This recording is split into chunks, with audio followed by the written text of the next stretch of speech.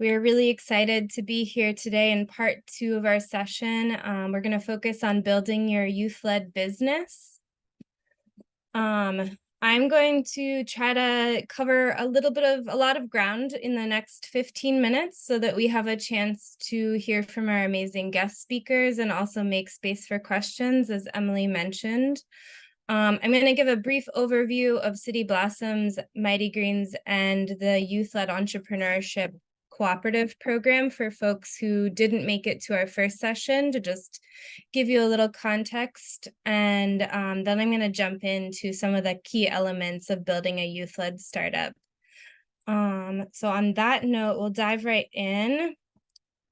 City Blossoms is a nonprofit based in DC that cultivates the well-being of our communities through creative programming and kid-driven gardens. We've been able to do this work for the last 12 plus years, and we're excited to, or 15 plus years actually, math. We're excited to continue this work together. We strive to do our work through our 5 program areas, which you'll see here. Through these 5 program areas, we work with ages 2 through 19 to collaboratively create garden-based programs that center art, environmental education, healthy living skills, and community development.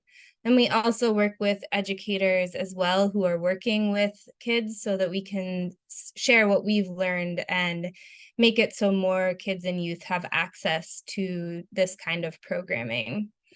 Over the last decade, we've been testing and tweaking our methods of working with youth through our Youth Entrepreneurship Cooperative Program. And as Emily mentioned, through our partnership with the United States Botanic Garden, we've been able to write down all of that, or as much information as we could pull together so that we could share it out with you all. And we're really excited to be able to share it far and wide. To give a quick overview of the Youth Entrepreneurship Cooperative Program, I'm going to call it YEC for short, as one of our youth staff members renamed it because that is a bit of a long name. And so we'll refer to it as YEC for the rest of the presentation. It grew out of a lot of questions that had come to us around what would happen if young people sort of got to start their own business and connect it to the environment. What would that look like for them, their communities, and could running that business support the development of new skills that are useful to youth beyond high school? So those are just some of the questions that drove us to partner with Eastern High School first to create this program. And it started out as just a seasonal program. And then the first group of youth that we really started to work with at Eastern High School named their business Mighty Greens. And excuse me, since then, the program has grown into a year-round multi-school program that hundreds of youth participate in.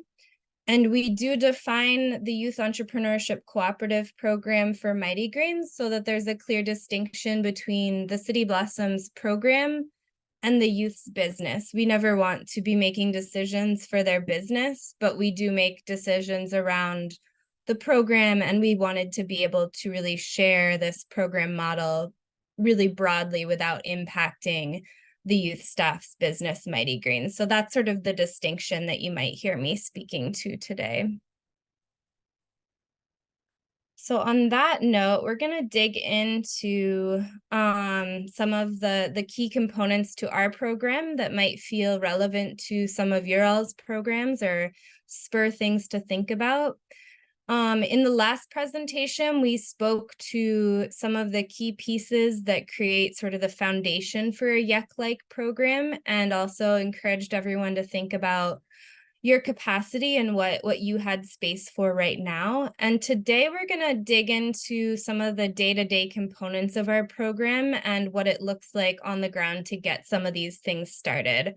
So we're going to talk about sort of meetings, community agreements, getting a group of youth started in developing their mission and goal setting, and thinking about products and services.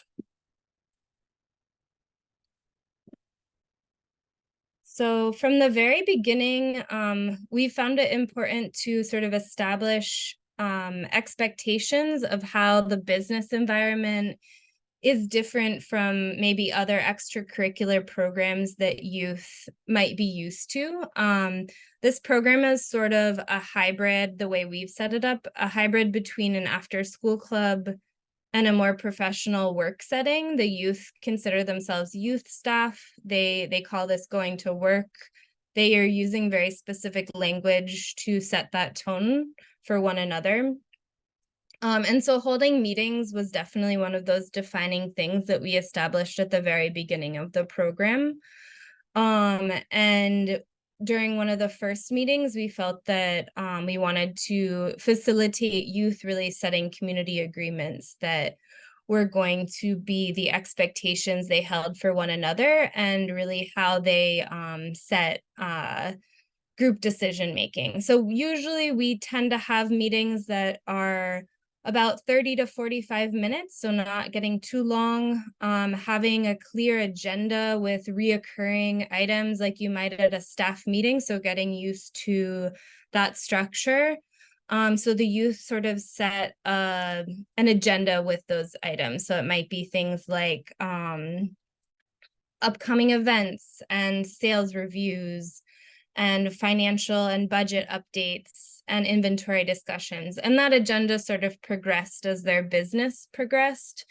But having some sort of structure has been useful so that youth staff can really alternate who's taking on facilitating that meeting without a lot of extra prep on their part, and have a chance to not just have the adult leading those meetings, but maybe just having the adult in the room be there to help ask some of those questions at the beginning, and then have youth really take on the responsibility of being able to run those meetings going forward. So in our very first meeting with youth, we had them sort of set these community agreements. And while we very much encourage those to be very, very youth-led, we did start with some examples of foundational agreements that we found to be pretty universal and helpful. So things like respect by celebrating our unique identities, superpowers, and showing gratitude to our gardens and the creatures in them. Trust by believing that everyone is coming to work with the best intentions for each other and the team. Responsibility by using collective pride for the business to encourage individual accountability to be present, passionate, productive, and professional. And having fun to cultivate a safe space to laugh, play, and just breathe, because that's when we're our most creative.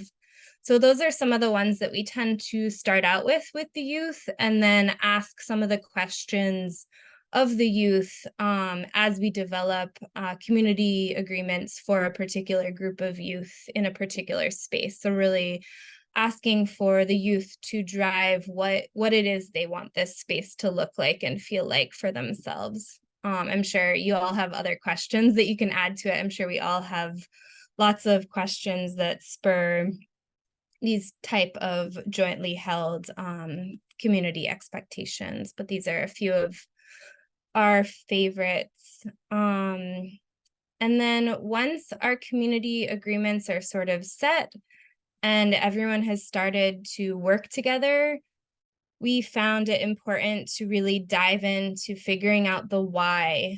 So why is this group coming together to create a company versus just joining an existing company? What does the team think that it can create to sort of really enhance the community? It's time to sort of start thinking out your mission statement. So your mission statement, typically encouraging the youth to create something that's one sentence, straight to the point, really easy to remember. So not creating something that's so long that you can't regularly share it. And also making sure that it defines what the business's reason for existing is. So a sneak peek at its values and goals and a guide to what the business is going to focus on. And then we've typically encouraged the youth to come up with 2 to 6 goals to sort of clarify their mission and think a little bit more in detail about how they're going to guide their day to day as the business grows. So the youth staff that we worked with really noticed an imbalance in access to health and nature, primarily based on people's wealth, race, and geography. And the youth had a lot of discussions around what these problems looked like for them. And they got really excited about how they could both problem solve around some of these issues while simultaneously making some of their own money. So getting to make their own business that solved a problem that they were seeing in the community felt important to them. And so through many discussions, they established their current mission. Their current mission is Mighty Greens is a year-round youth-led cooperative that improves access to healthy foods in our communities.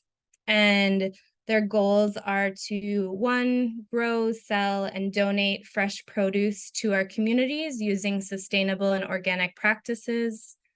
2, to promote food justice and learning. And 3, to learn and apply business and life skills. So you can see some of our youth staff members holding up a little postcard. It's hard to read, but this shares out what Mighty Greens is all about, their why, and gives a little more information to folks who are interested. So once you've got your mission and goals, it's starting to get to that time where you need to figure out how you're making your money, and what that is going to look like. As we mentioned at the start of, I think, the last presentation, Mighty Greens youth staff use a pretty diversified system for making money throughout the school year. So they sell produce directly from their gardens to teachers through CSAs during both the fall and the spring.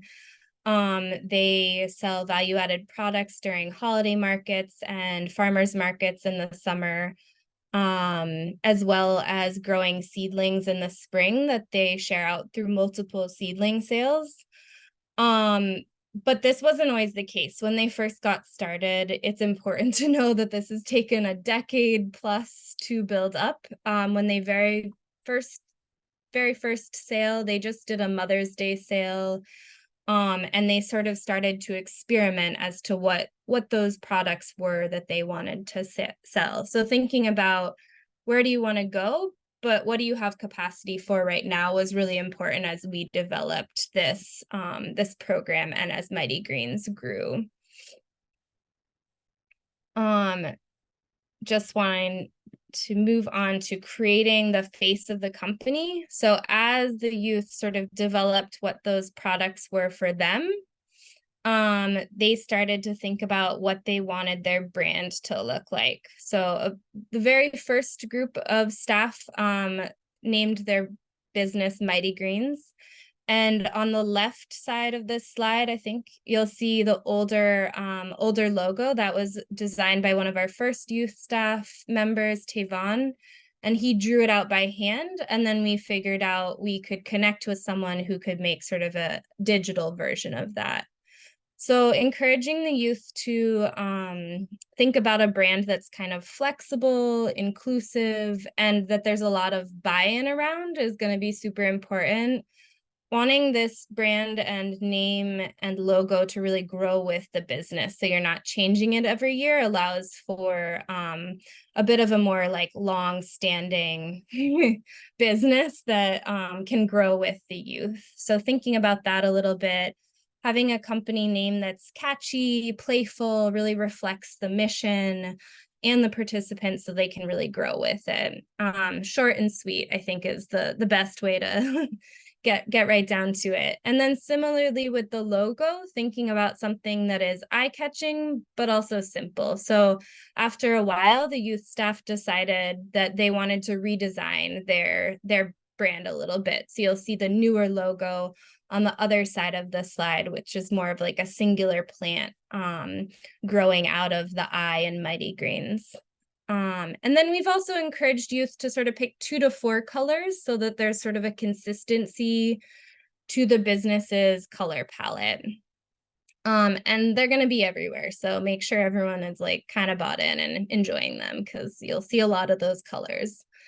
And then once you're a little further along, thinking about t-shirts and packaging can be a really fun next step to a business. Our next slide here shows the close-up of their current packaging for Mighty Greens. Again, this is not what it looked like when we first got started with Mighty Greens, but sort of consistent, professionalized packaging can be a really great way for the business to take their products up to that next level. If anyone has any questions about packaging, super happy to share on the side some of the things we've learned along the way and things that are working well enough for us now. Once some of the products and services are figured out and the team is sort of behind them, we found it's helpful to figure out pricing a little bit more in depth. I think there's always so much excitement about creating products, and then you have to figure out what is worth your time. So these are some of the questions that we've asked youth as they develop their products to help them think about it. One thing that we've found really helpful as youth take on new products or at the very beginning when they were just creating them is to develop a table that sort of answers some of these questions. And this has been a good way to sort of help make group decisions. So like being like, okay, these cat toys that we came up that are made with catnip inside are really cool and exciting to us, but they take hours and hours to make, and we can't sell them for enough money to make it worth our time. So sort of starting to play around with some of those questions, making time for testing. So maybe encouraging youth to bring the products home to families and see what they think. Is the herb salts that they created something that they're interested in buying? Would they buy them? How would they use them? And testing things out on families and neighbors so that they're getting sort of a sense of what might sell. Once you've got a little further along on your product line, the next step is to decide what makes sense in terms of selling your products. So the type of markets or sales that youth will promote their product or service at will be defined by that product or service. And then finding what venue is really going to see the youth staff as valuable vendors. So one thing that has helped for us is to try out multiple venues, but see what type is the best fit for our youth staff in terms of location and types of businesses. So currently, Mighty Greens sells at school sales, nearby markets, reoccurring community events, holiday markets, and they have some sort of contracts that they do for their seedlings. They've talked about online sales, but that hasn't quite worked out for them yet just because of all the back end work that needs to happen. So it might be something that you consider and might not. And finally, thinking about all the roles and responsibilities to make this work happen. So as this business grew, defining those roles and responsibilities is an important component to building that business and establishing who's doing what. For our programming, it's worked best to have sort of revolving roles that allow for each youth staff member to develop different skills and test out different leadership styles for themselves so that they have that chance to really grow and learn about the business as a whole. If anyone's interested in a more in-depth version, we have a lot of information on that in the manual, and I'm also happy to answer questions around it as well. But I want to make sure we get lots of time to hear from RootDown LA and Baltimore Compost Collective. So these are the questions that I wanted to leave us with, and then I'm going to pass it off to RootDown LA so that they can share all the wonderful things that they're doing with their program. I'm really excited to hear them. So on that note, I will pass it on. Great, everyone. Thanks for being here today. As I mentioned, we have Spanish interpretation available. Please connect if you just entered and you need Spanish interpretation. We will also have a Q&A at the end of the presentation, so feel free to drop any questions now in the chat that might be popping up. And I'm pretty sure we'll get some sort of guidance at the end of how we can answer these in the best order fashion. And I do want to say one question for you all. Like, what's your least favorite veggie? Let's talk a little bit about your least favorite veggie in the chat. For me, it would be olives, and I'm working on it, I promise. I'm not a big fan of olives, but I'm really trying.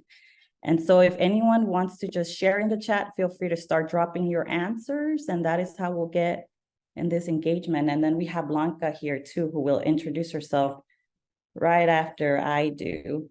So this is RootDown LA. Hi, everyone. My name is Karen Ramirez. I am the executive director for RootDown LA. I was raised in South Central Los Angeles, and I am a deferred action of a childhood arrival, also known as a DACA recipient. I was originally born in El Distrito Federal, the city of Mexico, and I was part of the first youth in the RootDown LA's early program.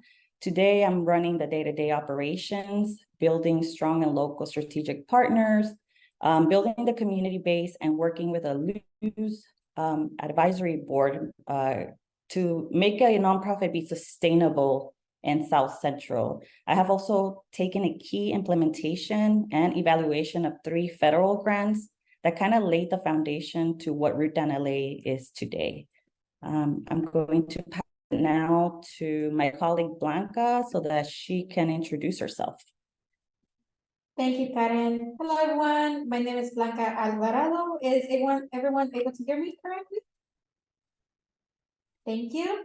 So I started out as a volunteer at RootDown LA back in 2014 when I was a senior at Thomas Jefferson High School. The way I got involved with the program back in high school was because they were offering cooking classes in for after school programming, and that's how I got involved with RootDown LA, doing simple cooking techniques. And during that time, I really felt invested in learning about the food justice and how it's affecting me and my community. I stayed on board as a volunteer for about 2 or 3 years, and sometime around 2016, after completing 2 formal trainings under RootDown LA, I was able to get hired to be a core staff for RootDown LA. I now oversee the culinary department as the lead culinary instructor, and I oversee all of our culinary operations, where I get to train the next generation of youth that come into our programming. I get to work around with my community and showcasing them simple, but yet very fast and easy recipes they could do using local ingredients and ingredients that come from one of our garden sites. Now we're going to go into in-depth on RootDown LA's mission. Karen, if you please. Yes, and before we jump into that, we just added this slide very last minute. We have some community agreements here today, so one mic at a time, so definitely questions at the end, or let's interact through the chat for now. And this is specifically for us too, to speak slowly for interpretation, because they're simultaneously translating everything. And then assume best intentions in the space as well, make space, take space. So hopefully folks who are quite shy are able to kind of also answer some of these, join in and have a conversation with us at the end of the presentation. With further ado, RootDown LA's mission, we basically empower the youth to become leaders through healthy food ventures in South Central neighborhoods. We have demand by getting kids and adults excited about eating their veggies and what we call nasty veggies. And that prompts the question earlier today to just kind of see food trauma is real. I saw someone dropping it in the chat. And we also have those discussions. And we build supplies of healthier food by providing access to safe green spaces that promote locally grown fruits and vegetables. And we put the young adults at the forefront of employment opportunities and food systems change to better their quality of life. So that is the overall mission for our organization. And I'm going to let Blanca transition into the who, what, when, where, and why for the Youth Entrepreneurship Program. Thank you, Karen. RootDown Lace programs are designed to create a youth-driven neighborhood food system. Towards that end, our programs are combined into a comprehensive strategy to address issues of food justice in South Central Los Angeles. In our youth-driven neighborhood food system, youth may start as participants in our community programs, then volunteer within the organization, and subsequently join some of these trainings where they get to graduate and become youth staff of RootDown LA. At the highest level of engagement, youth are offered paid apprenticeship and or get assistance to launching their own social ventures opportunities that can set them on career paths within RootDown LA or other local organizations in the South Central LA region.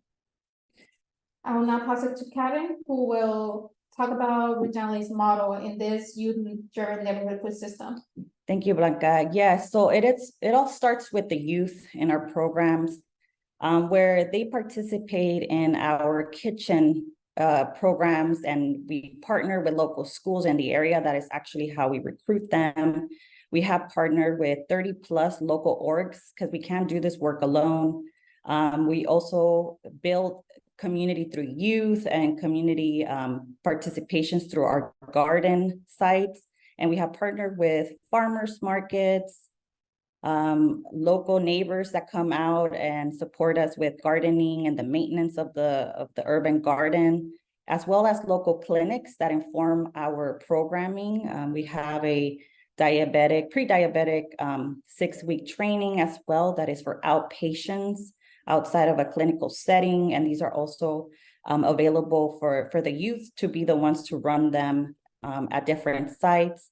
And when all of this is working together, these are the assets that make the fabrics of our neighborhood.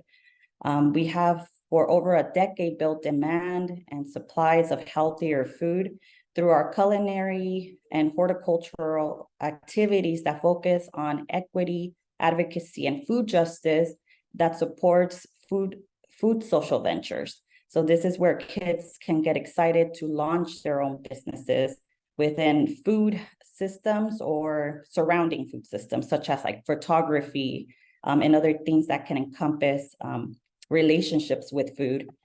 When all of these things, all of these components are working together, this is what we call the youth-driven neighborhood food system. And we're hoping to be able to replicate this model in different schools at one point. And that is where we see kind of a need in a city like LA, where we don't have access to a lot of safe green spaces. So at this point, I'm going to pass it on to Blanca so that she could talk about our training program strengths. Thank you, Karen. Our program helps South Central residents meet their essential needs for healthy food and employment opportunities. And we have 2 ways we support this. One is being the employment placement program in support of partner organizations and city workforce centers that hire youth around the South Central area.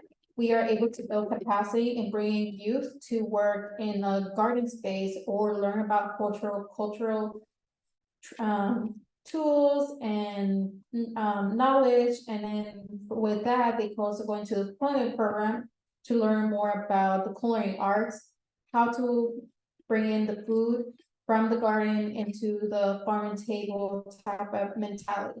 Then we have the Youth Entrepreneur Intern Program. These are usually trainings done within RootDown, and you get to also partner up with other organizations that can support the youth even further.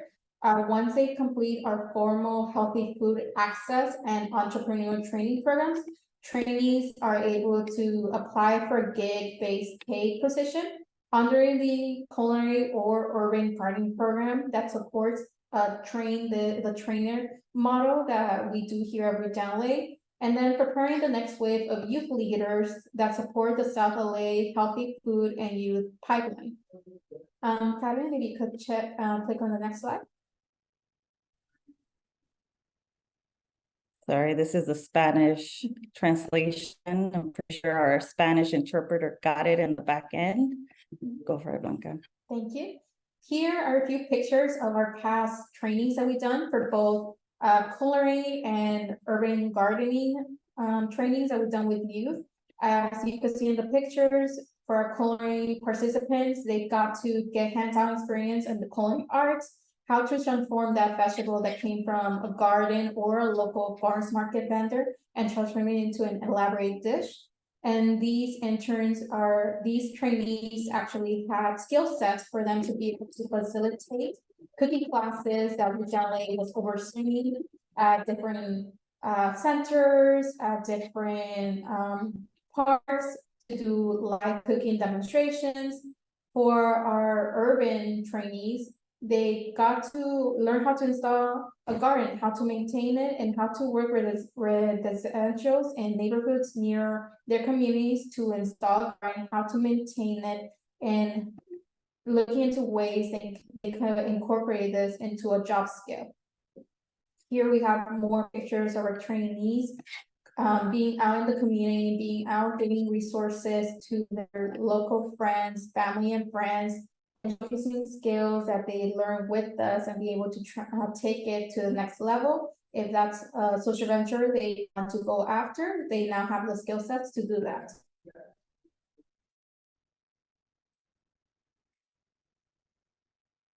I, being a former youth participant of the two training courses with RootDown, thanks to them, this past summer, I was able to launch my own small business and during the summer. It's called South LA Oasis, and it was thanks to RootDown, partners like Willa, who runs the farmers market in South Los Angeles, and Conexión, which is another amazing organization that supports small businesses with mentorship, access to capital, and technical assistance. I was able to launch a business that focuses on providing healthy aguas frescas alternatives to my community, bringing in healthier snacks alternatives, and just being my own boss and being able to give back to my community. So we know that this model that we've been working on does work, and it happens by supporting the youth from day one, giving them skill sets to be able to build up confidence, being able to give them the support that they need in order to launch their own social venture, and also partnering up with local organizations around your area. Now I'll pass it to Karen, who will talk about the challenges for this type of program. Yeah, thank you, Blanca. Amazing. Of course, like I mentioned before, 30 plus local organizations. We cannot do this work alone. What we bring to the table is more of the knowledge around food and like really navigating, I want to say, the red tape of our neighborhoods that have kind of locked in access to any kind of land. I just want to remind ourselves that we are in an urban setting, so it's mostly all a concrete jungle where we live, and even having access to shade can be a privilege in some neighborhoods. So some of the challenges in our programs that we encounter have been securing spaces just for even growing food or like processing food safely. There's a lot of red tape when it comes to like property and just vacant lots. So we're navigating that structure by creating more of a model that encompasses local schools that already have community gardens. But due to funding, sometimes those programs go away. But if we create a model that encompasses funding for training programs, we can find like a solution to that gap that exists. So as I mentioned, red tape with institutionalized bureaucracy. Like I recently started getting more involved with my elects here in our city. I'm understanding the politics of how things work. And sometimes you have to get civically engaged, even through your neighborhood councils. At least in our area, there are like 3 neighborhood councils that service us. But if we didn't do outreach, or if we didn't locate them, or if we didn't know that those funds existed, we would never have access to them. So there's a huge disconnect into where is funding available for a lot of these programs. And of course, other systemic barriers that affect our day of life. And this is specifically for the youth, right after the pandemic. A lot of things did not go back to normal, even though there's now Zoom opportunities that connect us all around the world. And may I say, the only good thing that came out of this, there's still a lot of people that are recovering. And so the pandemic might have stopped or ended, but the reality is that the ripple effects are still catching up to us today. And the youth are greatly affected by a lot of this. So I'm going to move on. I'm going to let Blanca kind of start us with what pieces of advice would she, as someone who launched her business going through our model, worked for her in the aspect of a young adult launching her business. And then I'll give the 3 kind of my eyes as we navigated this whole journey together. Go for it, Blanca. Thank you, Karen. So one thing that helped me as being a youth or young adult participant with this training module that RootDown created along the way is that I needed a lot of guidance. I did not know anything about starting a business, how to launch it. So it helped a lot that we had friends from RootDown who started their own businesses and they gave us their experience. And then having partners such as Willa and Conexión who have their own expertise, they know about running a business, how to start it, what type of business structure your business needs to be, how do you labor your business within your state and city criteria. I did not know any of that.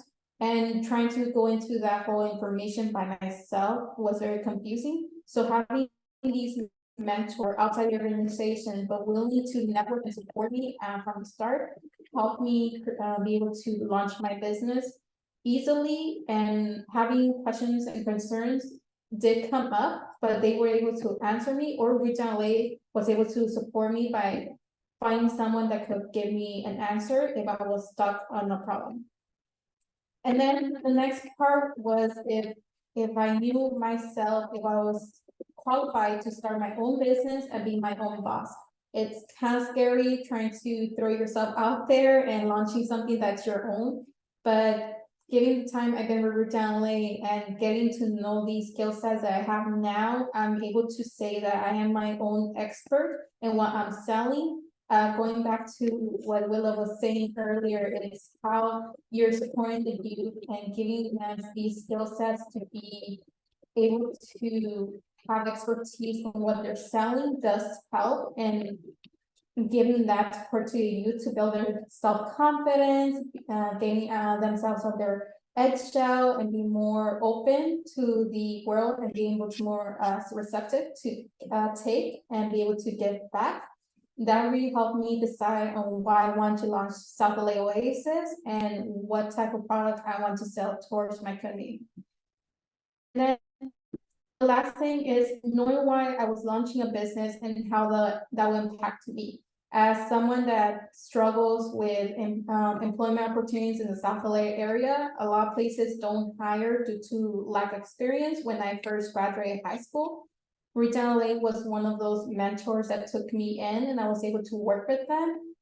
I know that for my business, I want to be that bridge for high school seniors. I need expertise in the working world and working environment, and just giving these hints here and there to the youth and get them to understand what is their community's most wanted need and how can you be the problem solver for that, and giving them that mentality that they could be the answers to some of the questions or concerns that communities are facing right now.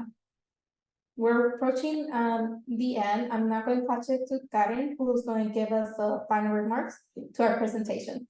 Yeah, and on the side of our development of this entrepreneurship program, the things that we identified that were crucial due to the youth having this feedback to us is that they do feel more empowered at the end leaving the training. So building self-confidence strategies into your programs is key. That's what keeps the youth coming back, to be honest. If they don't feel confident, they might just fall through the cracks, and that's very hard to do, especially in a neighborhood where it's kind of designed for you to fail in a way. So building self-confidence into your program so that they can succeed makes it a much more gratifying experience for the youth at the end, and they feel more empowered to wanting to launch their businesses. Another one would be to create a network of people and partners that want to support the youth. Again, don't do this by yourself. There's a lot of other great organizations that can put the pieces together. I was just looking at the chat right now about how others go about the red tape, right? Like urban zoning is a big challenge, I see. And sometimes there's experts, other orgs that know how to run through those barriers, and they could just kind of also be the ones to leap over those systemic barriers and show you the way. So definitely a network is important. Create a culturally relevant program that addresses the systemic barriers in your communities. Another important thing to add to your programs, again, don't reinvent the wheel. There might, sorry about the noise in the background, everyone. The space is starting to get crowded with networking and other people in the room. But as I was saying, address the systemic barriers. There is an economic crisis in our neighborhoods and the youth are being impacted. They see their parents struggling. They want to support. So making sure that the work involves prevailing wages so that students can feel that their work means something and we're not perpetuating already these systems that don't work. And lastly, get involved with other local orgs. I think that one's kind of like the same as networking, but like really understanding who is in the room, who is near you, who are your neighbors. And I feel like your programs would be kind of symbiotically working, and you won't be going against the current, which tends to happen a lot when we are working in silos. Now I'm going to just kind of follow up. If any of you guys want to reach out to us and have these conversations, we're always welcome to seeing how other folks are doing it. By any means, do we know it all? Also navigating it. And of course, it might be different for folks in Australia versus in New York versus in LA, just to name a few who were in the chat. But definitely hit us up on Facebook or Instagram. We're very active, and I want to do a shout out to the team, some of the RootDown LA staff who are here, who populate our social medias every day almost at this point, so that everyone can stay connected with us. Or you can email us at info@rootdownla.org if again you want to set up a meeting with us or have these discussions. And then, lastly, follow us. You're going to want to eat your veggies. We came to the end of the presentation. I think there's going to be a Q&A after the next group. So I'll pass it back to Vera, I believe. Thank you so much. And that's right. We're going to hear from Marvin in Baltimore for about 15 minutes, and then we'll close with a Q&A. So keep your questions coming. And if we don't take them right away, we'll get there. Blanca and Karen, thank you so much. It's really amazing to hear about your model. And Marvin, will you take us to Baltimore? I definitely will. First, I want to give a big shout out to City Blossoms and RootDown LA. I want to give a big shout out to the youth that you service. Keep on being amazing, sending a bunch of compost love from Baltimore, Maryland. Would like to say good afternoon to all our participants that participating in this amazing panel today. Sending you greetings from Baltimore. First, I would like to make a disclaimer that I am a long hauler of compost fever. Me and my youth are responsible for the compost pandemic going on in Baltimore City right now as we speak. So I am contagious, and it is my deliberate intention to give you compost fever today and show you how you can use compost as a carrot to be able to support today's indomitable youth that's doing amazing work with food waste. I was inspired today, so I wrote a poem called How to Support Today's Indomitable Youth. I'm going to be dropping some jewels during this poem, so please take notes. So without further ado, how do we support today's indomitable youth? We teach our youth to listen. We teach our youth to shut up and listen, raise their hands and ask for permission, instead of encouraging our youth if they see a problem to make a decision and take a position. As adults, we must take time to listen. Today's indomitable youth are impossible to subdue or defeat, but often not brought to the table to make it complete. We make decisions that impact their future, but we seldom save them a seat. Words without action is just chitter chatter. Today's youth took a stand to teach us that regardless to our race or gender, that all humans matter. Impossible is a term that the youth before you today have chosen to embrace to make solutions from food that people waste. Youth are the leaders of this food waste movement and must be a part if we want to see any improvements. We must share roles and responsibilities in order to unwrap the youth talents and abilities. Yearn to connect and not correct, and always motivate with respect. I'm going to say that one over. Yearn to connect, not to correct, and always motivate with respect. Facilitate, do not delegate. These are ways that adult leaders can motivate and participate. Foster collaboration and watch our youth succeed above all expectations. Show youth appreciation in tangible ways, and most important, don't be stuck in your ways. This should be the adult preamble. We should always lead by example. Enlighten and empower and give youth all the tools they need to succeed, and our success as a human race is guaranteed. Lead on, my youth, lead on. If your ear is within my range, continue to use your imagination and innovation to create positive social change. Thank you, thank you, thank you. That's how we can support today's indomitable youth. Once again, my name is Marvin Hayes, and I'm the Executive Director for the Baltimore Compost Collective. We are a youth-led food scrap collection service serving the amazing Filbert Street Garden, which I love to call the Wakanda of South Baltimore, if anybody follows me, because of one of my favorite quotes from the Black Panther movie: during the times of crisis, while the foolish build barriers, the wise build bridges. We are the bridge for that community when it comes to food waste and environmental justice issues. The garden is located in a food insecure, food apartheid, food desert. So our youth have to travel about an hour to get to a market that's not filled with GMOs and processed foods. So we collect food scraps from about 15 different neighborhoods and bring it back to the Filbert Street Garden and make black gold soil enhancer for residents who don't have access to green space. We have been operating for about 10 years. We've had 7 youth. We recruit all our youth from a local high school called Ben Franklin High School. All 7 of my youth have graduated from Ben Franklin High School. All of them are working to operating their own business. My youth composter right now, Mr. Kenneth Moss, has been working with me since he was 15 years old. He is now 20.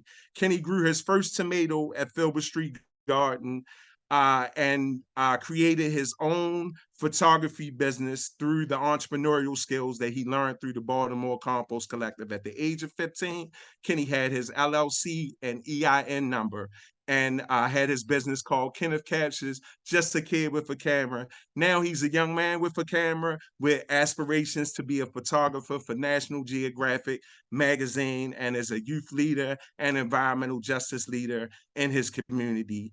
Sometimes, just like with City Blossoms and RootDown, sometimes my youth come to me we have to put them through a process the same way that my food scraps come to me. When I first open up the bucket, sometimes I get this organic, funkyish odor.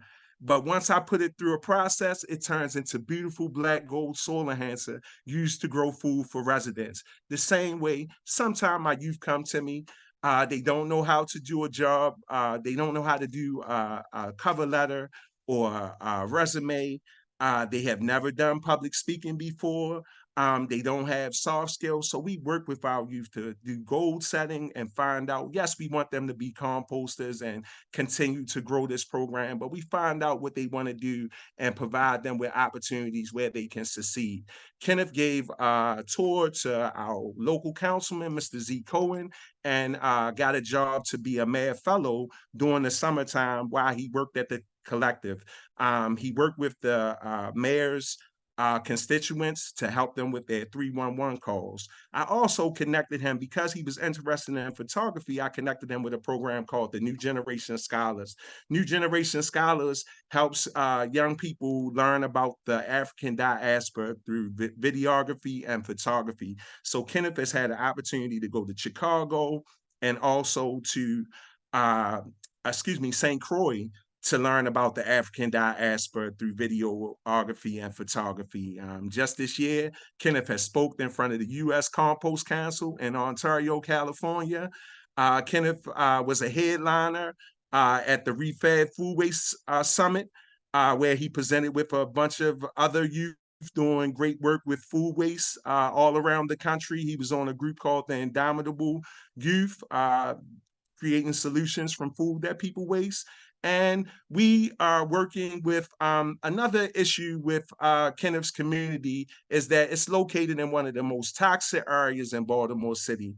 There are 2 incinerators, a landfill, a coal plant that sits across the street from a recreation center. There's a kerosene company, a gas company, all condensed in one area. And I have been able to support our youth to be the next environmental justice leaders for this area. So we are able to use compost to be able to create a solution, because the solution to not burying any of your organic material is composting. So the young people are the voice for their voiceless community, and they have an opportunity to tell how these toxic organizations affect their communities, and they're also able to teach their youth, teach their peers about where their trash goes, what happens to it when it gets to its final destination, and how it affects the community with $55 million worth of health damages here in Baltimore City. Through the advocation of youth and Kenny's work advocating and fighting this environmental justice battle, we have been operating for 10 years. We were profiled a lot when we went to go pick up food scraps from different areas where people didn't look like us. We don't look like the people who live there. And we were profiled, and people would say we were stealing buckets off of people's front, and we were taking them in this van and taking them somewhere, and we don't know what they did with them. So what I did is model to the youth. Remember, should be the adult preamble, always lead by example to take a negative into a positive. We had 5 customers, about 9 years ago. And when people started staring at us, I taught the youth an elevator pitch and just simply told them to ask them, hey, do you compost? And now we have over 355 customers that we serve throughout Baltimore City. So we are a testament that you can take youth and make them into the next environmental justice leader, the next compost, the next leaders for Baltimore City by just providing them with opportunities. Kenneth also had an opportunity. We are working with Detroit. Detroit shut down one of the largest, oldest incinerators in the country. So we have an opportunity to help them create their community composting infrastructure, because all of their materials were going into the landfill. So we were able to work with Detroit, and Kenneth was able to come and be my co-facilitator and teach 40 of their youth how to operate a collective program similar to the Baltimore Compost Collective right in Detroit. When we started out, Baltimore City, we claimed to be the compost caboose for Baltimore City. That means that's the train all the way at the end. And to go to zero waste, you have to get up a hill, but we just kept pushing. Baltimore City didn't want to hear anything. What is this? What are these youth talking about with composting and diverting it from the landfills and incinerators, and compost learn so you don't have to burn? But I'm pleased today to let you know some great news. As of last week, the EPA was able to give Baltimore City $4 million to start its own compost facility, and that will be youth run and operated by the Baltimore Compost Collective. Baltimore City will be matching that. Also, Baltimore City just sold Filbert Street Garden to us for just $1, so we can continue. That garden will always be a bridge for the South Baltimore community. One of the medical incinerators just got one of the largest fines in the country for burning their waste right in Curtis Bay. So all I can tell you is keep providing opportunities for your youth to grow and motivate them and support them, put them out there. Kenneth did his own movie called Compost Fever. Please look that up. Go on our website. You can see that. And he talks about how composting helped him create his own business and how he used his merch to create his business, how he used the skills that he learned about being on time, which he has not been late or missed a day in 5 years that he's been employed with the Baltimore Compost Collective. This young man is 20, and he gets up every Sunday morning at 6:30 to pick up 1,500 to 2,000 pounds of organic material and diverting that from being burnt in his community. So we just need to support our young people, give them opportunities so they can grow and succeed. And remember, motivate with respect. Motivate with respect and give our opportunities, our young people, the opportunities that they need to succeed. I'm going to end this with our slogan from the Baltimore Compost Collective: compost, learn so you don't have to burn, starve the incinerator, feed the soil, feed the community. Youth-led, youth-run, youth-operated. Wakanda, South Baltimore, forever. Thank you. Wonderful. Thank you so much, Marvin. So exciting to hear about your work and all the great work that the youth that you work with are doing as well. We're going to invite people to ask questions at this point. You can ask questions that were specific to any of the 3 presentations that you heard, or you can ask some general questions and we can ask each group to respond to those.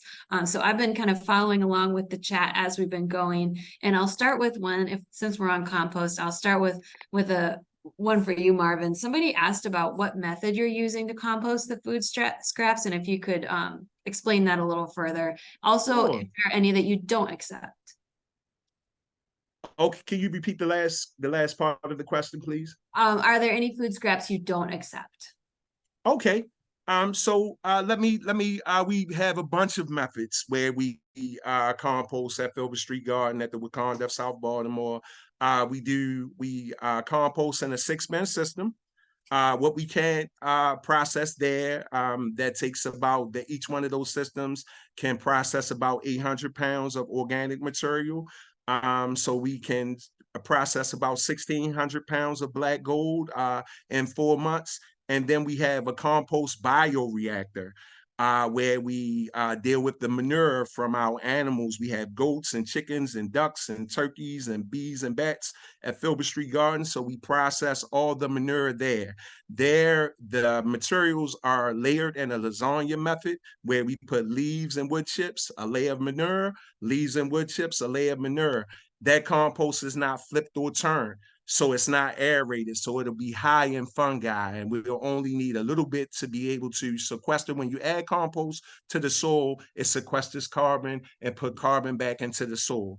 We also do a method of Bokashi. I call it Be More Kashi, because I had to put a lot of Baltimore Compost Collective in it, and that's the fermentation of spent grains. So we have a partnership with Checker Spot Brewery where we brew a beer every year for their anniversary. The last beer was called Local Gold Scrappy Brew, where we use honey from Filbert Street Garden, African basil, and we made IPA with that bed that was with those materials. And then we took those spent grains, and how we do the process of bokashi, we dry those spent grains, and then we add a inoculant called EM1 and molasses. We allow that to ferment. When it gets a white mold over top of it, then it's ready to also be lasagna layered. Now, this is the only method that we can do meat, oil, and dairy. In traditional composting, you can't do meat, oil, and dairy. You can do it at your large scale facility because they're pushing a lot of air. And when you're doing the bokashi method, you can do it because it's fermenting. So what you do once you get that white mold at the top, you do again lasagna layering, where you do bokashi, food, and your meat, oil, and dairy, layer bokashi, meat, oil, and dairy. Once that ferments and gets watery and it's ready, you bury it in your raised bed. And then when you till your raised bed, then it requests the carbon and puts the carbon back into the soil. So we do 3 different methods: bokashi, bean composting, compost bioreactor, and we do through our traditional Knox 6-bin system. Awesome. Thank you so much. Exciting to hear about all those different ways. I didn't know about some of those, so we're all learning. Very cool. Compost fever. Yeah, amazing.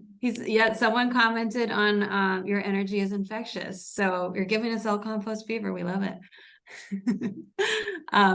I wanted to ask I know that Willa, you mentioned talking about supporting youth staff and identifying their mission and setting goals. And I kind of wanted to hear from each of the 3 groups, what sorts of supports do you provide to youth, or do you offer to youth as they're kind of going through that process of figuring out what their business is going to be? And Willa, maybe do you want to start with that one? Happily.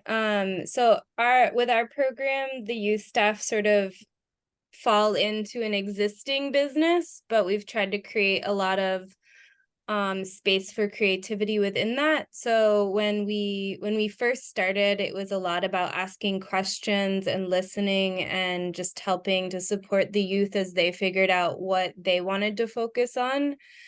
And now that they're coming into an existing business, I think it's about creating space and encouraging the youth to figure out ways that they're going to continue to sort of develop new creative things that they can put into their business, and how they can continue to grow and develop in ways that fit with their needs and their individual superpowers. So I think from the perspective of our organization, it's a lot about asking questions and supporting youth and having those discussions and figuring out those things, and a lot of group decision making, which is hard but really important. Yeah, thanks, Willa. How about RootDown LA? The question was about how do you support youth in identifying their mission and setting goals for their business? Yeah, thank you for that question. I think the way that it has come about has been organically. We just give them the freedom of choice of what they want to do based on the lifetime they're in, because what works for someone might not work for everyone else. And maybe they're not ready, and that's also okay. Maybe they just want to learn the skill sets and not necessarily launch their business, but in having skill sets that makes them employable in the future, and it also serves them a purpose for wherever they're going. If it's to go off to college or to start their own social ventures, they're taking the skill sets with them at the end of the day. So what we just give them is choice, and there is a lot of conversations, there is a lot of group discussions that ultimately lead to bigger discussions of whether or not it's the way to do certain businesses. But we don't do this alone. Like, we really consult with our partners. We have them kind of help us navigate all of this, because as we say, we're just growing veggies. We're just growing veggies, and we're just getting people to eat their veggies.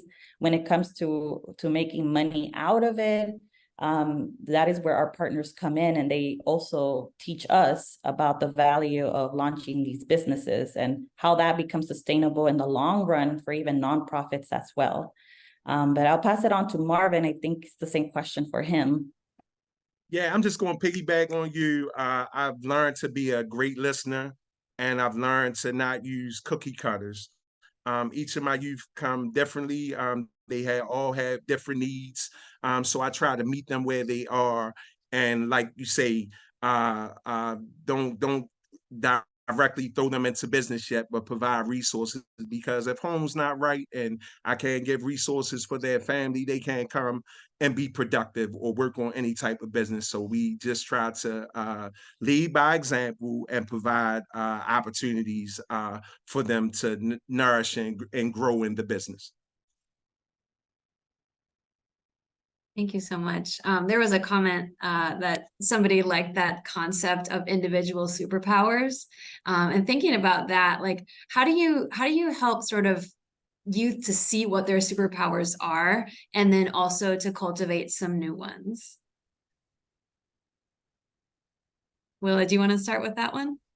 Sure.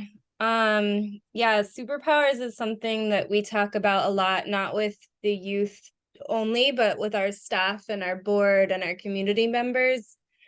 And I think it's one of the things I started as an intern with City Blossoms 12 years ago. And it's one of the things that drew me to the organization and has kept me with the organization.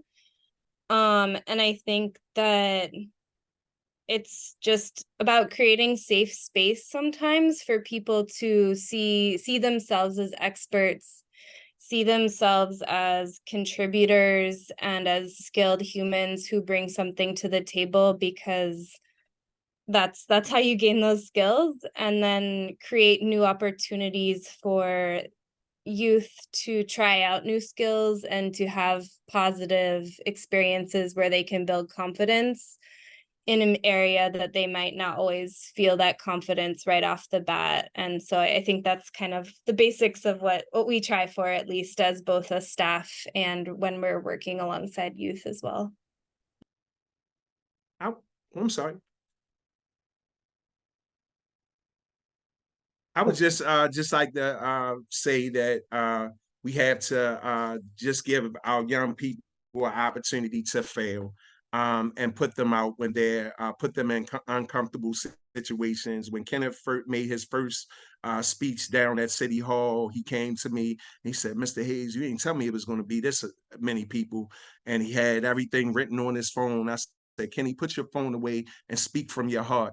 And now to hear him compared as a mini me, and having this energy and this infestation, that he's able to connect with the crowd and tell about his story. And I just say the greatest thing is giving them opportunities to be able to bring them to board meetings with you, bring them to conferences with you. You know, a lot of us have more time in back of us than in front of us. And if we don't inspire, the goal of a good leader is to have your program go on when you're not there. So when you aspire that next youth leader to take this and use their imagination and innovation, young people can press a button and get in contact with 1 million people. So you got to allow them and give them the space to be able to grow. Make their flower pots very big so their roots can grow and they can continue to bless others. Go for it, Blanca. Thank you, everyone. I kind of want to add in my 2 cents from personal experience. I feel like when you know you have a superpower, thanks to organizations like everyone who's here in the room, is when you build some self-confidence. If I have been on this webinar when I just graduated high school, I wouldn't have been able to talk. And I feel like RootDown LA and other partner organizations help build that self-confidence, help me build my skill sets in order for me to be more outgoing in myself being out there. I see within some staff members at RootDown LA, when they first started and now where they're at right now, just building that self-confidence and getting them to be engaged with activities that we do and that make them feel empowered that they could take on this role. When the idea to start my own social venture came to mind, at the time, RootDown LA offered for me to take over the value-added products, such as making jams. I didn't see the connection there, but then we got invited as an organization to do an Aguas Frescas sale, and that's where it really clicked. That's where I got the inspiration. I see myself being in front of amazing Aguas Frescas and selling that to my community members at local farmers market, and that's where I got the connection to start the social venture, and RootDown LA was able to help me connect with partners that were able to help me launch that business. So giving self-confidence, giving more skill sets and mentorship opportunities to the youth and letting them know that they're not alone. That's a scary part in this journey, is thinking that you're by yourself and you just have to figure everything by yourself. But if the mentors within organizations sell themselves, letting the youth know that they're there for them through whatever comes, for good or for worse, that you're there to support them along the way in any way possible, the youth will thrive and be able to overcome any obstacles that's thrown into them. Thank you. Yeah, wonderful point. And there was a point in the chat made too when we talk about individual superpowers. We don't only think individually, we think about the value of youth being able to work cooperatively. And I was wondering, kind of as a final question that I'll ask, when you think about like Mighty Greens talks about being a cooperative, and Baltimore Compost Collective talks about being a collective. When you think about that cooperation or being a collective, how do you see that as sort of supporting both the work and the youth as they engage in it?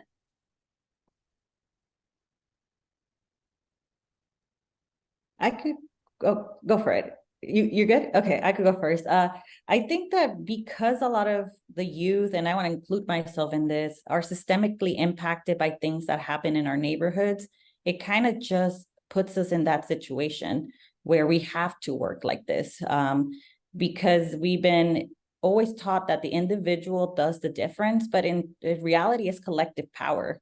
Collective power is really what makes the difference. And it's scary to do it alone. So definitely, I don't recommend that.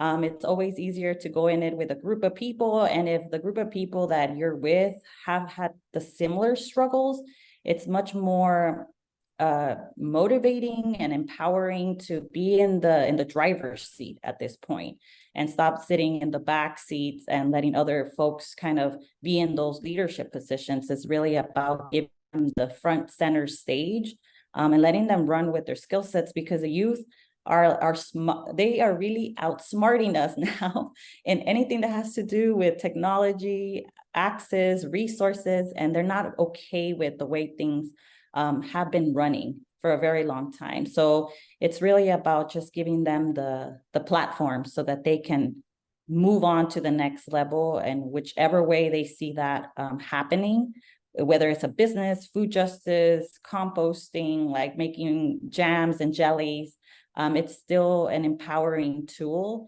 that is going to lead our next generation. And then I'll pass it on to whoever feels they want to go next.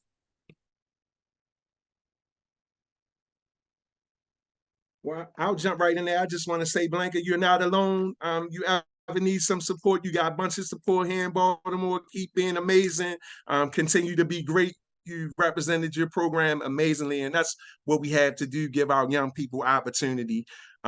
We are truly a collective. I cannot do this work if it's not for the people that support me, from the residents to the Filbert Street Garden to the staff at the city council, at the mayor's office, all my partners, Institute for Local Self-Reliance, Ridge to Reef, all of my great partners.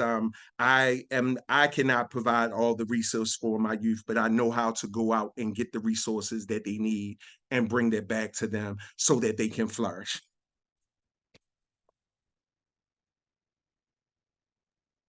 Yeah, I feel like y'all summed it up beautifully. None of us can do all of this work alone, and we shouldn't try, and we can't be good at everything. So when we band together and support one another with our multiple superpowers, we're much more likely to create a world that we all want to live in. And I think the youth do that really wonderfully when they're given the opportunity to be seen as experts and recognized for their individual skill sets. So I'm more hopeful when I get to see all of the amazing work that they bring to the table. Great, thank you so much. Thank you, Mighty Greens. Thank you, RootDown LA. Thank you, Baltimore Compost Collective. It was so wonderful to hear about your work and to get to chat with you a little bit more through this Q&A.